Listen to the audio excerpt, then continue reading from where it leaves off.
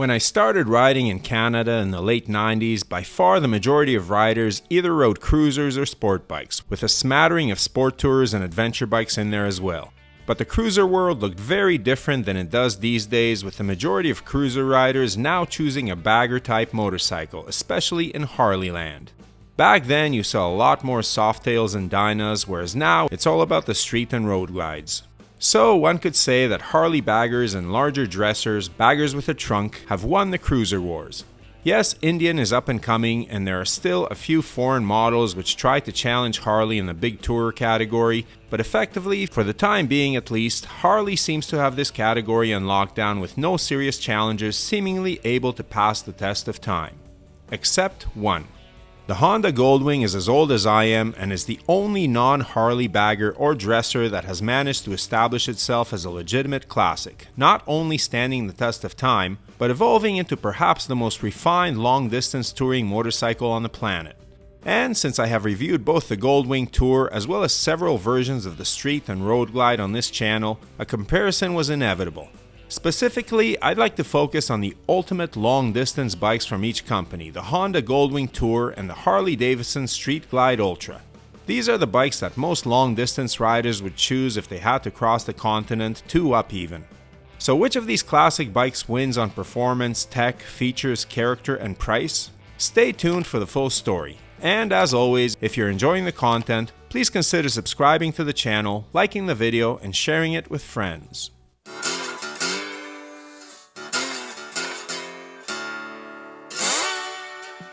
Now, back in the late 90s when I first started riding, one thing that was not in question was which of these motorcycles was a better performer.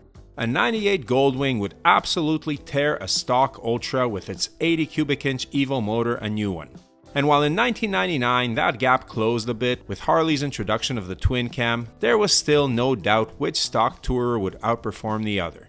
Today, however, the matter is much more up for debate, as the latest 117 cubic inch or 1923cc version of the Milwaukee 8 engine is both 90cc larger than the Goldwing's 1833cc flat 6 and competitive on performance.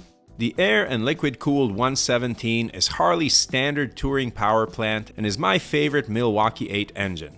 It is more powerful than the 114 it replaces, has more vibes and character than the variable valve timing 121 cubic inch motor on the super pricey CVO models, and is more mellow than the high output engines on the lowriders and CVO Road Glide ST, which have more horsepower but sacrifice that laid back Harleyness for a higher strung character.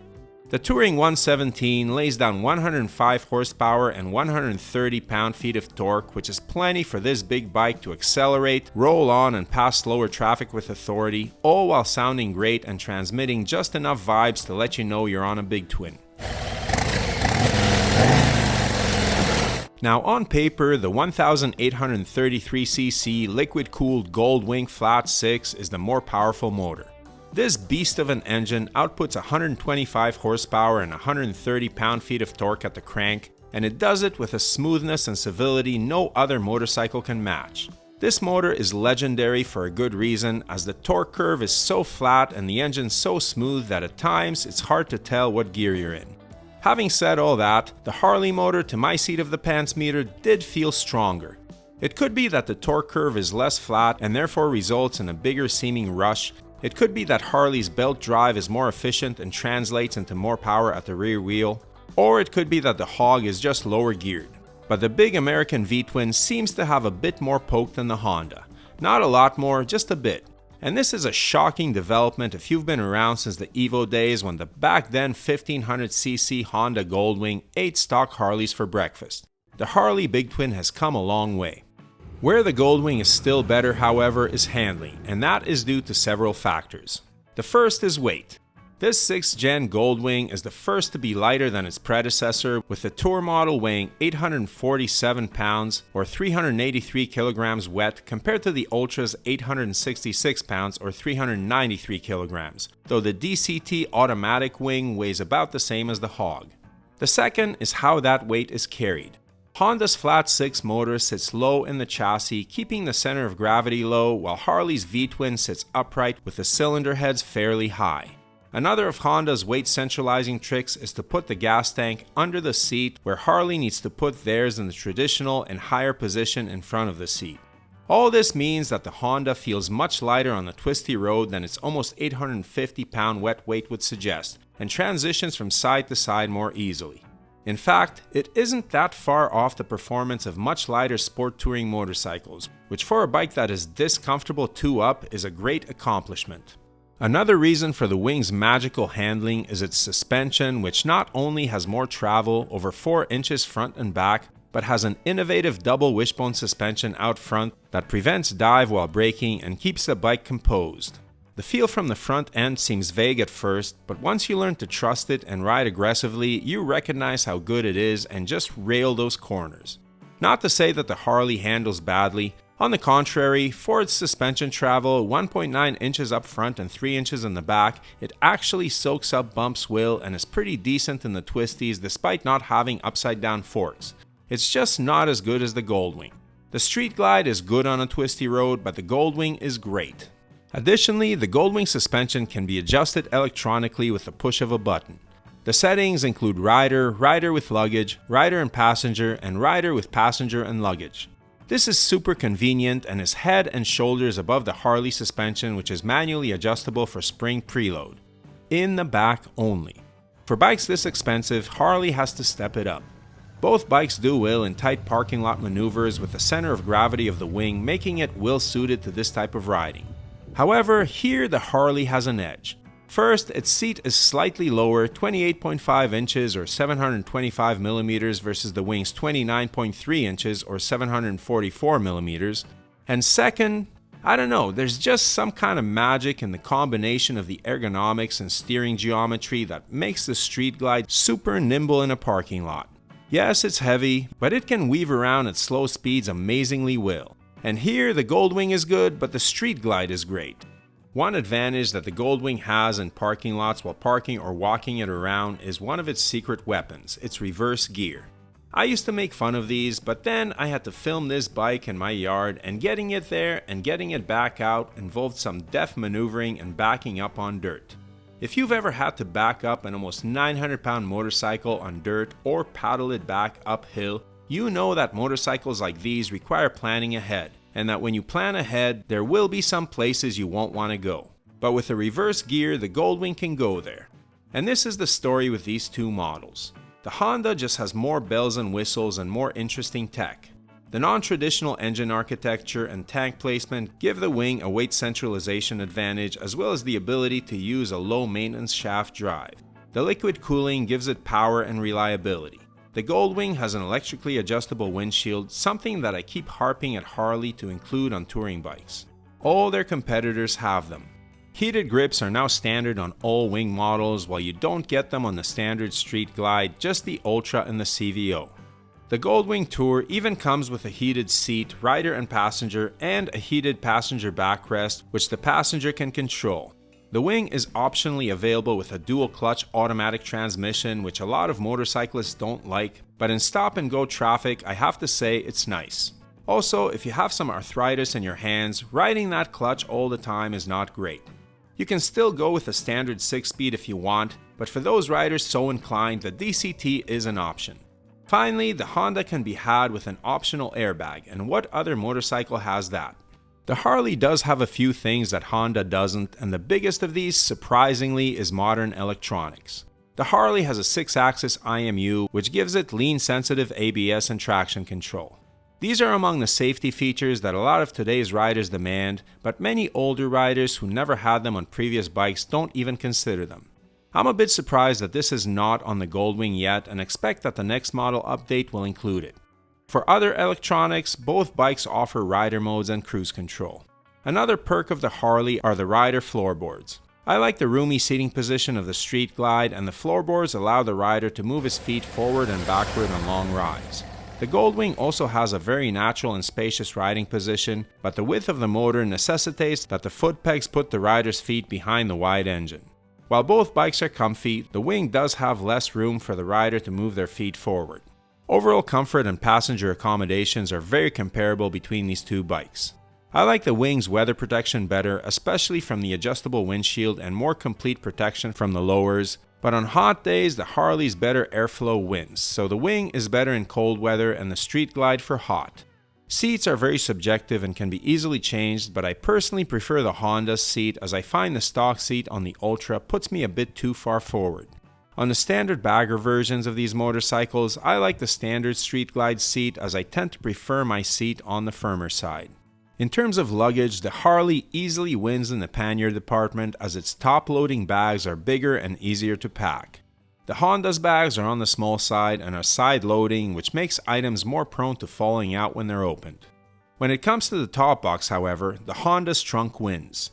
It's slightly larger but also feels higher quality with more durable latches and overall more robust construction.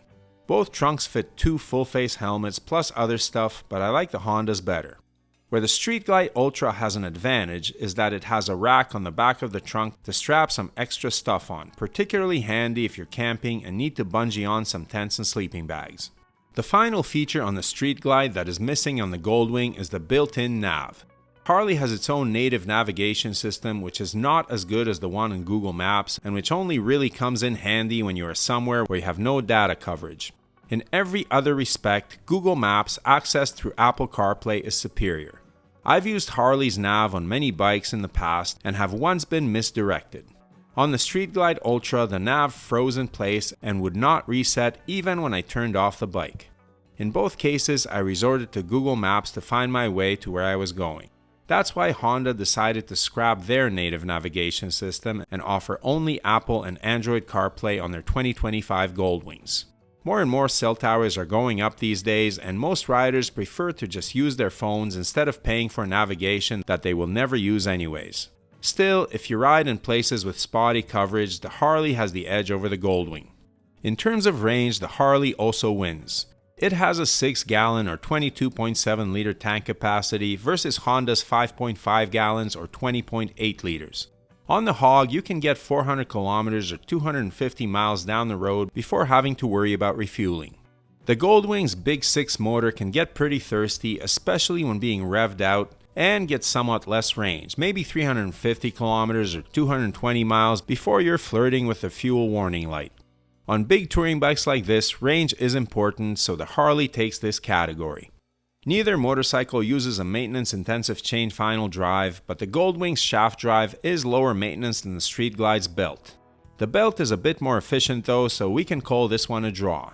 The two bikes both look good, and which one you prefer is up to your taste. The Street Glide looks more traditional and benefits from Harley's beautiful paint and top-notch fit and finish. While the standard Street Glide is a very nice-looking motorcycle, the Ultra is less so. The lowers interrupt the continuity of the design and look a bit tacked on. The Honda's fairing, on the other hand, because it is designed similarly for both the bagger and full-dressed versions of the bike, looks more integrated. Honda is also known for its impressive fit and finish and premium feel, and although the Goldwing doesn't quite come up to the level of Harley Davidson, it is still an exceptionally good-looking machine. Where I found previous models were getting too big, the latest wing actually shrunk in size and has more attractive, sleeker lines. Still, I have to say that the Harley wins the styling battle thanks to its more traditional metal construction, classic lines, and its unmatched paint. Same goes for sound and feel. The Goldwing certainly has a unique sound in motorcycling, having an exhaust note reminiscent of a Porsche 911. But most riders still prefer the potato-potato rumble of the Harley Big Twin, which vibrates just enough to let you know you're on a motorcycle. By contrast, the eerily vibration-free Honda has a definite car-like feel, which may be less attractive to motorcyclists looking for that elemental motorcycle character.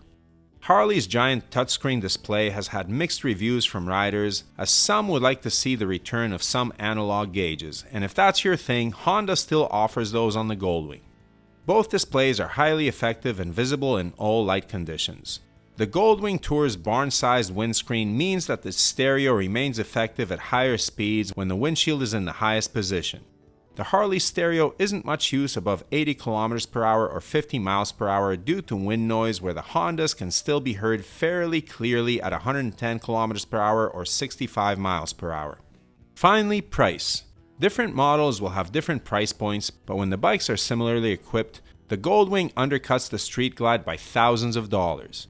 The standard Goldwing Tour costs $28,700 USD and just over 33,000 Canadian, while the Street Glide Ultra will run you $30,750 USD and 38,300 Canadian. Add optional extras like a DCT and airbag, and the prices are closer.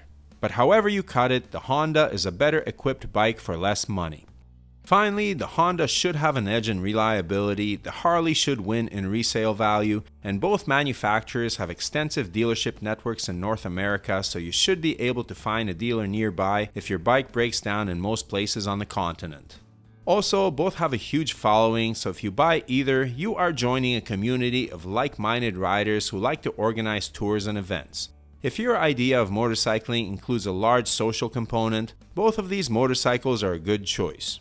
So, summing up, the Honda has more standard features and a more modern engine and suspension design, handles better, and is less expensive while being more reliable. The Harley looks, feels, and sounds more traditional, has more premium finishes, and surprisingly more modern safety electronics, and a slightly longer range, important for a touring bike. Additionally, and this is something I haven't mentioned yet, it has more extensive Harley Davidson and aftermarket support with everything from engine mods to customizing the looks of your bike available to the hog rider. Which one you choose is up to what you value. I would say that the Honda is a better machine and a better bang for your buck, but at the end of the day, I'd still choose the Harley. It has more motorcycleness. It rumbles and burbles and cruises with a pleasant low RPM vibration and looks to many of us older riders like the motorcycles of yesteryear. And let's face it, nostalgia sells. Plus, if you sell it, you'll get more of your money back out of it. I love the Goldwing Tour, especially its sporty handling, but the Street Glide Ultra is plenty sporty itself, and most riders don't get these bikes for canyon carving. So I picked the Harley because I didn't want this video to be a cop-out where I declare both bikes are good in their own way. They are, but if I'm choosing one, I'll choose the Hog for its character. What about you? Which one of these wins in your book? Or maybe you'll choose another Harley or Japanese or Euro bike in this heavyweight category. Please let me know in the comments below, and let me know if you agree or disagree with my conclusions in this video. Anyways, thanks for watching, ride safe, check out some of these other videos which may be of interest to you, and may the spokes be with you.